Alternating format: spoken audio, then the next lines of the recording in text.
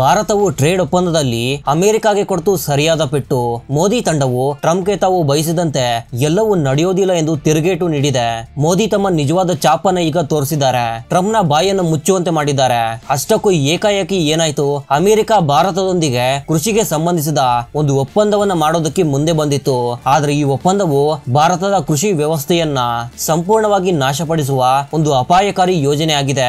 ಮೋದಿ ತಂಡವು ಒಂದು ದೊಡ್ಡ ಘೋಷಣೆಯನ್ನ ರಹಸ್ಯವಾಗಿ ಮಾಡಿದೆ.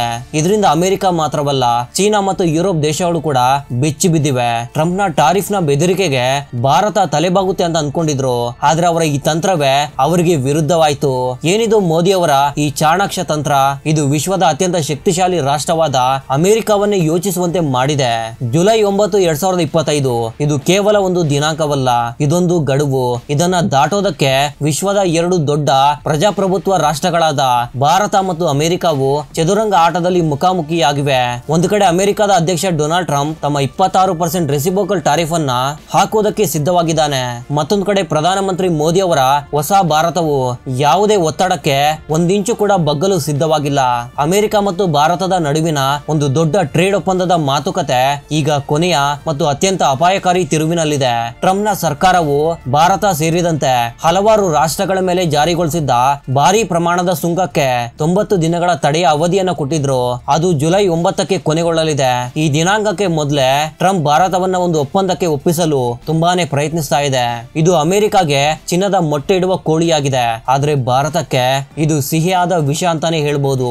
ಇದು ಕೇವಲ ಒಂದು ಸಾಮಾನ್ಯ ಟ್ರೇಡ್ ಒಪ್ಪಂದವಲ್ಲ, ಇದು ಕೇವಲ ವಸ್ತುಗಳ ಖರೀದಿ ಹಾಗೂ ಮಾರಾಟದ ವಿಷಯವಲ್ಲ.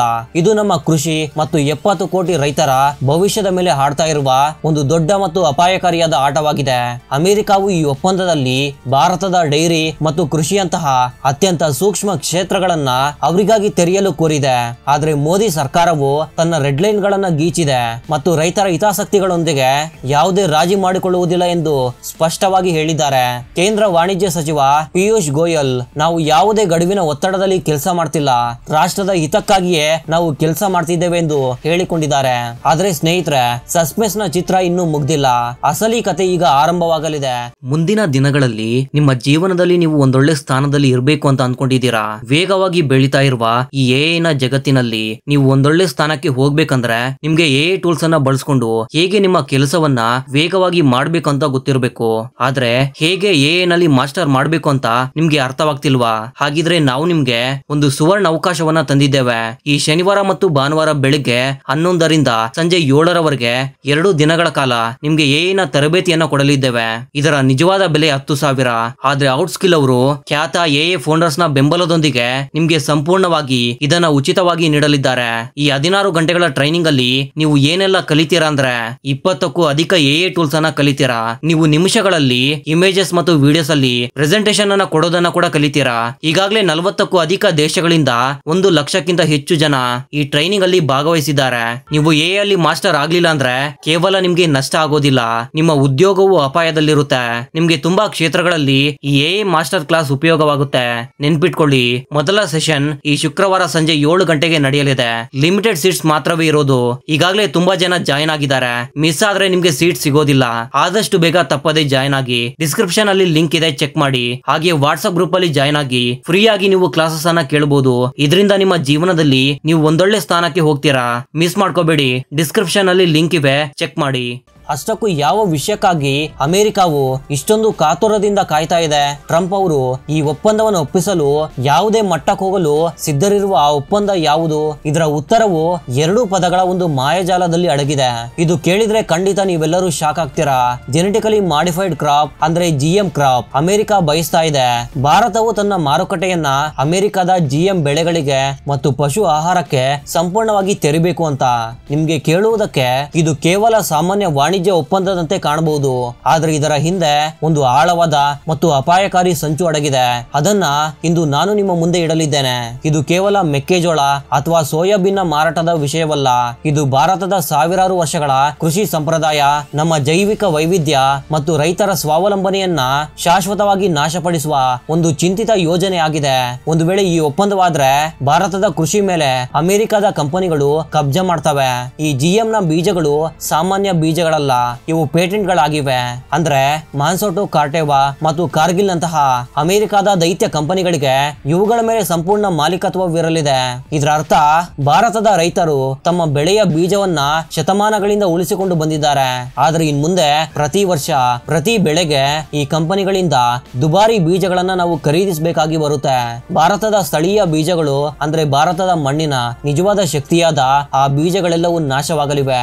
ರೈತರು ತಮ್ಮ ಸ್ವಂತ ಭೂಮಿಯಲ್ಲಿ ಈ ಕಂಪನಿಗಳ ಗುಲಾಮರಾಗಿರ್ತಾರೆ. ಒಂದು ಭಯಾನಕ ಸಾಲದ ಜಾಲದಲ್ಲಿ ಸಿಕ್ಕಿ ಹಾಕೊಳ್ತಾರೆ. ಆದ್ರೆ ಅಪಾಯವು ಇಲ್ಲಿಗೆ ಮಾತ್ರ ಸೀಮಿತವಾಗಿಲ್ಲ. ಈ ಜಿಎಂ ಬೀಜಗಳು ಬೆಳೆಸಲು ವಿಶೇಷ ರಾಸಾಯನಿಕಗಳು ಮತ್ತು ಕೀಟಗಳ ಅಗತ್ಯವಿರುತ್ತೆ ಮತ್ತು ಆ ರಾಸಾಯನಿಕಗಳನ್ನ ಇದೇ ಕಂಪನಿಗಳು ತಯಾರಿಸುತ್ತೆ. ಅಂದ್ರೆ ಮೊದಲಿಗೆ ಅವರು ಬೀಜವನ್ನ ಮಾರಾಟ ಮಾಡ್ತಾರೆ, ನಂತರ ಅದನ್ನ ಬೆಳೆಸಲು ರಾಸಾಯನಿಕಗಳನ್ನ ಮಾರಾಟ ಮಾಡ್ತಾರೆ. ಇದೊಂದು ಚಕ್ರವ್ಯೂಹವಾಗಿದೆ. ಒಮ್ಮೆ ರೈತ ಸಿಕ್ಕಾಕೊಂಡ್ರೆ ಅವನಿಗೆ ಎಂದಿಗೂ ಹೊರಬರಲು ಸಾಧ್ಯವಿಲ್ಲ ಮತ್ತು ದೊಡ್ಡ ಅಪಾಯವೇನೆಂದ್ರೆ ನಮ್ಮ ಆರೋಗ್ಯ ಕೆಡುತ್ತೆ. ಅಮೆರಿಕವು ನಮಗೆ ಮಾರಾಟ ಮಾಡಲು ಬಯಸುವ ಪಶು ಆಹಾರವು ನಮ್ಮ ಜಾನುವಾರುಗಳ ಮೂಲಕ ನಮ್ಮ ಹಾಲು ಮತ್ತು ಮಾಂಸದಲ್ಲಿ ವಿಷವನ್ನ ತುಂಬುತ್ತೆ. ಅಮೆರಿಕದಲ್ಲಿ ಜಾನುವಾರುಗಳಿಗೆ ಕೊಡುವ ಆಹಾರದಲ್ಲಿ ಇತರ ಪ್ರಾಣಿಗಳ ಮಾಂಸ ಮತ್ತು ರಕ್ತವನ್ನು ಕೂಡ ಬೆರೆಸಲಾಗುತ್ತೆ. ಇದು ಟ್ರಂಪ್ ಆಡಳಿತವು ಒತ್ತಡ ಹೇರುತ್ತಿರುವ ನಿಜವಾದ ಆಟವಾಗಿದೆ. ಇದು ಭಾರತದ ವಿಶಾಲ ಕೃಷಿ ಮಾರುಕಟ್ಟೆಯನ್ನ ಕಬ್ಜಾ ಮಾಡುವ ಮತ್ತು ಶತಕೋಟಿ ಡಾಲರ್ಗಳನ್ನ ಲೂಟಿ ಮಾಡುವ ಒಂದು ಯೋಜನೆಯಾಗಿದೆ. ಇದು ಭಾರತದ ಆಹಾರ ಭದ್ರತೆಯನ್ನ ನಿಯಂತ್ರಿಸಲು ಒಂದು ಜಿಯೋಪಾಲಿಟಿಕಲ್ ಒಡಕಾಗಿದೆ. ಇದರಿಂದ ಭವಿಷ್ಯದಲ್ಲಿ ಅಮೆರಿಕವು ತನ್ನ ಷರತ್ತುಗಳ ಮೇಲೆ ಭಾರತವನ್ನ ನಡೆಸಬಹುದು. ಆದ್ರೆ ಕಥೆಯಲ್ಲಿ ತಿರುವು ಈಗ ಬಂದಿದೆ. ಹೊಸ ಭಾರತವು ಭಯಪಡುವುದಿಲ್ಲ, ಹೋರಾಡುತ್ತೆ. ಪ್ರಧಾನಮಂತ್ರಿ ಮೋದಿ ಅವರು ಈ ಆಟವನ್ನ ಮತ್ತು ಇದರ ಹಿಂದಿನ ಒಡಕನ್ನ ಸಂಪೂರ್ಣವಾಗಿ ಅರ್ಥ ಮಾಡ್ಕೊಂಡಿದ್ದಾರೆ. ಜಿಎಂ ಬೆಳೆಗಳಿಗೆ ದ್ವಾರ ತೆರೆದ್ರೆ ಇದು ಭಾರತದ ಸ್ವಾವಲಂಬನೆಗೆ ದೊಡ್ಡ ಆಘಾತವನ್ನ ತರುತ್ತೆ ಎಂದು ಅವ್ರಿಗೆ ತಿಳಿದಿದೆ. ಆದ್ದರಿಂದ ಭಾರತವು ಈ ವಿಷಯದಲ್ಲಿ ತನ್ನ ಮುಷ್ಟಿಯನ್ನ ಬಿಗಿಗೊಳಿಸಿದೆ. ರೈತರ ಹಿತಾಸಕ್ತಿಗಳು, ಡೈರಿ ಮತ್ತು ಕೃಷಿದಂತಹ ಸೂಕ್ಷ್ಮ ವಿಷಯಗಳ ಬಗ್ಗೆ ಯಾವುದೇ ಮಾತುಕತೆ ಇಲ್ಲ. ಒಂದೆಡೆ ಅಮೆರಿಕವು ಜಿಎಂ ಬೆಳೆಗಳ ಮಾರಾಟದಲ್ಲಿ ಒತ್ತಾಯಿಸುತ್ತಲೇ ಇದ್ರೆ ಮತ್ತೊಂದೆಡೆ ಭಾರತವು ತನ್ನ ಬೇಡಿಕೆಗಳ ಪಟ್ಟಿಯನ್ನ ತೆರೆದಿದೆ. ಭಾರತ ಅಮೆರಿಕವು ನಮ್ಮ ಜವಳಿ, ಚರ್ಮ, ಫುಟ್ವೇರ್ಸ್, ರತ್ನಗಳು ಮತ್ತು ಆಭರಣಗಳಂತಹ ಕಾರ್ಮಿಕ ತೀವ್ರ ಕ್ಷೇತ್ರಗಳಿಗೆ ತನ್ನ ಮಾರುಕಟ್ಟೆಯಲ್ಲಿ ಹೆಚ್ಚಿನ ಪ್ರವೇಶವನ್ನ ನೀಡಬೇಕು ಮತ್ತು ಈ ಕ್ಷೇತ್ರಗಳ ಮೇಲಿನ ಸುಂಕವನ್ನ ತೆಗೆದು ಹಾಕಬೇಕು ಎಂದು ಬಯಸಿದೆ. ಇದು ಭಾರತದಲ್ಲಿ ಕೋಟಿಗಟ್ಟಲೆ ಜನರಿಗೆ ಉದ್ಯೋಗ ನೀಡುವ ಕ್ಷೇತ್ರಗಳಾಗಿವೆ. ಅಂದರೆ ಒಪ್ಪಂದವಾದರೆ ಸಮಾನತೆಯ ಆಧಾರದ ಮೇಲೆ ಆಗ್ಬೇಕು, ಇಲ್ಲದಿದ್ದರೆ ಆಗೋದಿಲ್ಲ. ಟ್ರಂಪ್ ಆಡಳಿತವು ಕೊಟ್ಟ ಜುಲೈ 9ರ ಗಡುವು ಮತ್ತು 26% ಸುಂಕದ ಬೆದರಿಕೆಯನ್ನ ಭಾರತ ಭಯಪಡುತ್ತೆ ಎಂದು ಭಾವಿಸಿತ್ತು. ಆದ್ರೆ ಅವರ ತಂತ್ರವೇ ಅವ್ರಿಗೆ ವಿರುದ್ಧವಾಯಿತು. ಭಾರತವು ಗೌರವಯುತ ಒಪ್ಪಂದವಾಗಿದ್ರೆ ನಾವು ಸಹ ಪ್ರತೀಕಾರದ ಕ್ರಿಯೆಗೆ ಸಿದ್ಧರಿದ್ದೇವೆ ಎಂದು ಸ್ಪಷ್ಟವಾಗಿ ಹೇಳಿದೆ. ಇದೇ ಸಂದರ್ಭದಲ್ಲಿ ಮತ್ತೊಂದು ದೊಡ್ಡ ಸುದ್ದಿಯು ವಿಶ್ವದ ಜಿಯೋಪಾಲಿಟಿಕಲ್ ಸಮೀಕರಣಗಳಲ್ಲಿ ತಲ್ಲಣವನ್ನು ಉಂಟು ಮಾಡಿದೆ. ಈ ಟ್ರೇಡ್ ವಾರ್ ತನ್ನ ಉತ್ತುಂಗದಲ್ಲಿದ್ದಾಗ ಪ್ರಧಾನಮಂತ್ರಿ ಮೋದಿ ಅವರು ಬ್ರೆಜಿಲ್ನಲ್ಲಿ ಬ್ರಿಕ್ಸ್ ಸಭೆಯಲ್ಲಿ ವಿಶ್ವಕ್ಕೆ ಒಂದು ಹೊಸ ಮಾರ್ಗವನ್ನು ತೋರಿಸಿದ್ದಾರೆ. ಬ್ರಿಕ್ಸ್ ಅಂದ್ರೆ ಬ್ರೆಜಿಲ್, ರಷ್ಯಾ, ಭಾರತ, ಚೀನಾ ಮತ್ತು ದಕ್ಷಿಣ ಆಫ್ರಿಕಾದ ಜೊತೆಗೆ ಈಗ ಇರಾನ್, ಸೌದಿ ಅರೇಬಿಯಾದಂತಹ ಹೊಸ ಶಕ್ತಿಶಾಲಿ ರಾಷ್ಟ್ರಗಳು ಸೇರ್ಕೊಂಡಿವೆ. ಇದು ಅಮೆರಿಕಾಗೆ ತನ್ನ ಅತಿ ದೊಡ್ಡ ಭಯವಾಗಿ ಕಾಣುವ ಒಂದು ವೇದಿಕೆಯಾಗಿದೆ. ಟ್ರಂಪ್ಗೆ ಭಯವಿದೆ ಈ ಬ್ರಿಕ್ಸ್ ರಾಷ್ಟ್ರಗಳು ಒಟ್ಟಿಗೆ ಸೇರಿ ಡಾಲರ್ನ ಸಾಮ್ರಾಜ್ಯವನ್ನ ಸವಾಲು ಹಾಕಬಹುದು ಅಂತ, ಒಂದು ಹೊಸ ಕರೆನ್ಸಿಯನ್ನ ರಚಿಸಬಹುದು. ಇದು ಅಮೆರಿಕದ ಆರ್ಥಿಕತೆಗೆ ತೊಂದರೆಯನ್ನ ಉಂಟು ಮಾಡಬಹುದು. ಈ ಕೋಪದಲ್ಲೇ ಟ್ರಂಪ್ ಅವರು ಮತ್ತೊಂದು ಅಪಾಯಕಾರಿ ಘೋಷಣೆಯನ್ನ ಮಾಡಿದ್ದಾರೆ. ಅವರು ತಮ್ಮ ಸಾಮಾಜಿಕ ಮಾಧ್ಯಮ ವೇದಿಕೆಯಲ್ಲಿ ಯಾವ ರಾಷ್ಟ್ರವಾದರೂ ಬ್ರಿಕ್ಸ್ ಅಲ್ಲಿ ಅಮೆರಿಕ ವಿರೋಧಿ ನೀತಿಗಳಿಗೆ ಸಾಥ್ ನೀಡಿದ್ರೆ ಅಂತಹ ರಾಷ್ಟ್ರಗಳ ಮೇಲೆ ಅಮೆರಿಕವು 10% ಹೆಚ್ಚುವರಿ ಸುಂಕವನ್ನ ವಿಧಿಸುತ್ತೆ ಎಂದು ತುಂಬಾನೇ ಸುಲಭವಾಗಿ ಬೆದರಿಕೆ ಹಾಕಿದ್ದಾರೆ. ಇದರಲ್ಲಿ ಯಾವುದೇ ವಿನಾಯಿತಿ ಇಲ್ಲ ಎಂದಿದ್ದಾರೆ. ಇದು ಒಂದು ಖುಲಾಸೆಯಾದ ದಾದಾಗಿರಿಯಾಗಿದೆ. ಇದು ಒಂದು ಬೆದರಿಕೆ ಆಗಿದೆ ಮತ್ತು ಇದರಲ್ಲಿ ದೊಡ್ಡದಾಗಿ ಗುರಿಯಾಗುವುದು ಮಾತ್ರ ಭಾರತ. ಏಕೆಂದರೆ ಭಾರತವು ಬ್ರಿಕ್ಸ್ ನ ಸಂಸ್ಥಾಪಕ ಸದಸ್ಯವಾಗಿದೆ.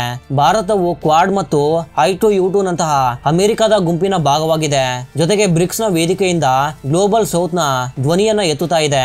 ಅಮೆರಿಕ ಭಾರತವು ತನ್ನ ಪಕ್ಷವನ್ನ ಆಯ್ಕೆ ಮಾಡಬೇಕು ಎಂದು ಬಯಸ್ತಾ ಇದೆ. ಟ್ರಂಪ್ ತಮ್ಮ ಹೇಳಿಕೆಯಲ್ಲಿ ಈ ನೀತಿಯಲ್ಲಿ ಯಾವುದೇ ವಿನಾಯಿತಿ ಇಲ್ಲ ಎಂದು ಬರೆದಿದ್ದಾರೆ. ತಜ್ಞರು ಈ ವಿನಾಯಿತಿ ಎಂಬ ಪದವು ನೇರವಾಗಿ ಭಾರತಕ್ಕೆ ಎಂದು ಭಾವಿಸಿದ್ದಾರೆ. ಇದು ಒಂದು ಎಚ್ಚರಿಕೆ ಆಗಿದೆ. ನೀವು ನಮ್ಮ ಸ್ನೇಹಿತರಾಗಿರಬಹುದು, ಆದ್ರೆ ನಮ್ಮ ವಿರುದ್ಧ ಹೋದ್ರೆ ನಾವು ನಿಮ್ಮನ್ನು ಕೂಡ ಬಿಡೋದಿಲ್ಲ. ಈಗ ಕತೆ ತನ್ನ ಕ್ಲೈಮ್ಯಾಕ್ಸ್ ಗೆ ತಲುಪ್ತಾ ಇದೆ. ಒಂದು ಕಡೆ ಟ್ರೇಡ್ ಒಪ್ಪಂದದ ಒತ್ತಡ, ಮತ್ತೊಂದೆಡೆ ಬ್ರಿಕ್ಸ್ ಗೆ ಸಂಬಂಧಿಸಿದ ನೇರ ಬೆದರಿಕೆ. ಒಂದೆಡೆ ಸ್ನೇಹದ ಕೈ, ಮತ್ತೊಂದೆಡೆ ಬೆನ್ನಿಗೆ ಚೂರಿ ಹಾಕುವ ತಯಾರಿ. ಈ ಸಂದರ್ಭದಲ್ಲಿ ಭಾರತ ಏನು ಮಾಡಲಿದೆ? ಇಲ್ಲಿ ಮೋದಿ ಅವರ ಆ ಚಾಣಾಕ್ಷ ಚಾಲನೆಯು ವಿಶ್ವವನ್ನು ಆಶ್ಚರ್ಯಗೊಳಿಸಲಿದೆಯಾ? ಭಾರತವು ಭಯಪಡುವ ಅಥವಾ ಬಗ್ಗುವ ಬದಲಿಗೆ ಆಕ್ರಮಣಕಾರಿ ನಿಲುವನ್ನ ತಾಳಿದೆ. ಭಾರತವು ಭಾರತವು ಅಮೆರಿಕಾಗೆ ತನ್ನ ವಿದೇಶಾಂಗ ನೀತಿಯು ಸ್ವತಂತ್ರವಾಗಿದೆ ಎಂಬ ಸಂದೇಶವನ್ನು ನೀಡಿದೆ. ನಾವು ಯಾರೊಂದಿಗೆ ಸ್ನೇಹ ಮಾಡ್ತೇವೆ, ಯಾರೊಂದಿಗೆ ವ್ಯಾಪಾರ ಮಾಡ್ತೇವೆ ಎಂಬುದು ನಾವೇ ನಿರ್ಧರಿಸ್ತೇವೆ, ಇದು ಅಮೆರಿಕದ ಕೆಲಸ ಅಲ್ಲ ಎಂದು ಸ್ಪಷ್ಟವಾಗಿ ಹೇಳಿದೆ. ಭಾರತವು ತನ್ನ ಸ್ನೇಹಿತ ರಾಷ್ಟ್ರಗಳಾದ ಯುರೋಪ್ ಮತ್ತು ಬ್ರಿಕ್ಸ್ ನ ಸದಸ್ಯರೊಂದಿಗೆ ರಹಸ್ಯವಾಗಿ ಒಂದು ರಣನೀತಿಯಲ್ಲಿ ಕೆಲಸ ಮಾಡಲು ಆರಂಭಿಸಿದೆ. ಇದು ಅಮೆರಿಕಾಗೆ ಒಂದು ದೊಡ್ಡ ಸಮಸ್ಯೆಯಾಗಿ ಬದಲಾಗಬಹುದು. ಈ ವಿಷಯದ ಬಗ್ಗೆ ನಿಮ್ಮ ಅಭಿಪ್ರಾಯ ಏನು ಅಂತ ತಪ್ಪದೆ ಕಾಮೆಂಟ್ ಮಾಡಿ ತಿಳಿಸಿ. ಮತ್ತೊಂದು ಇಂಟ್ರೆಸ್ಟಿಂಗ್ ಆದ ವಿಡಿಯೋ ಜೊತೆ ಮತ್ತೆ ಸಿಗ್ತೀನಿ. ಅಲ್ಲಿವರೆಗೂ ಜೈ ಹಿಂದ್, ಜೈ ಕರ್ನಾಟಕ.